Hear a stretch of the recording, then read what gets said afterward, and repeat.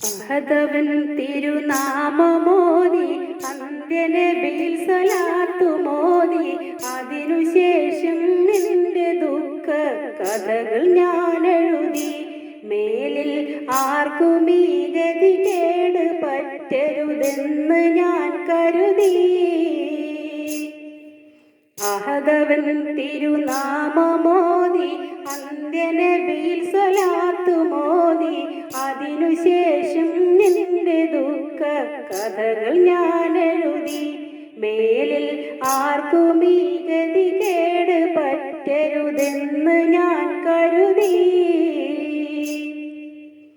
ആദ്യമായൊന്നാം തരത്തിൽ ആക്കി എന്നെ ഒരു വിധത്തിൽ ആശയോടെ പഠിക്കുവാനായി കേറി മദ്രസയിൽ. അപ്പോൾ ആലി ഉസ്താദിന്റെ പേരും ചേർത്ത് പട്ടികയിൽ. അഹമ്മദ് എന്നൊരു കൂട്ടുകാരൻ, അഷറഫ് എന്നൊരു വികൃതിക്കാരൻ, അടുത്ത വീട്ടിലെ ആമിന താത്താന്റെ ബഷീറും. അങ്ങനെ അന്ന് ഞങ്ങളിരുന്നു ബുക്കും നോക്കി വായിക്കും. കൊല്ലമേറെ കഴിഞ്ഞുപോയി, കൂട്ടുകാർ വിജയിച്ചു പോയി.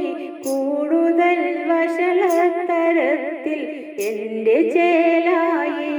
ഞാനോ പമ്പരം പോലെ നട്ടം തിരിയുകയായി.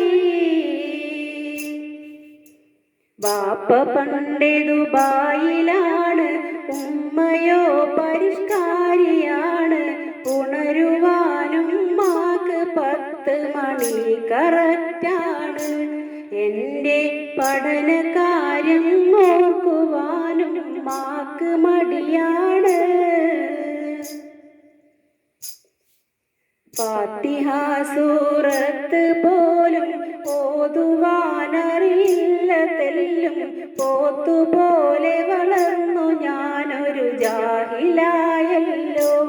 എന്റെ പോയ വർഷങ്ങൾ തിരിച്ച് വരികയില്ലല്ലോ. ഉമ്മമാർക്കൊരു ശ്രദ്ധ വേണ്ടേ, ഉണർവ് മക്കളിൽ നൽകിടേണ്ടേ.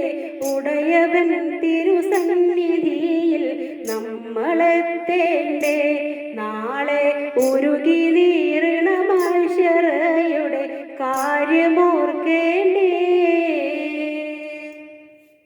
മക്കളെ പഠിപ്പിച്ചിടാതെ, മട്ടമിൽ വളർത്തിടാതെ, മണ്ടന്മാരുടെ കൂടെ ചേർന്നൊരു മൂഢനാകുമ്പോൾ നോക്കി മാറിൽ കൈകളടിച്ചു കരയും ഓർത്തു പോകുമ്പോൾ.